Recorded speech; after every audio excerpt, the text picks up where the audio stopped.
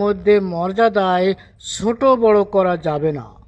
অতএব মর্যাদায় সকল রাসূল সমান। বেদান্তবাদ অনুসারীগণ বেদ থেকে জ্ঞান অর্জন না করে মূর্তি পূজা করে আল্লাহ পাকের সঙ্গে শরিক করল এবং সে কাফের হয়ে গেল।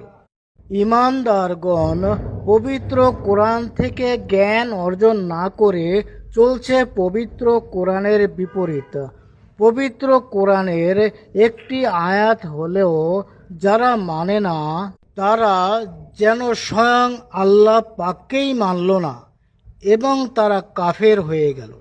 হিন্দু সম্প্রদায় কাফের এবং ঈমানদারগণও কাফের। আর যারাই কাফের হয়েছে উভয়ের শাস্তি সমান। তাহলে অন্যের দোষ খুঁজে লাভ হলো কি বলো?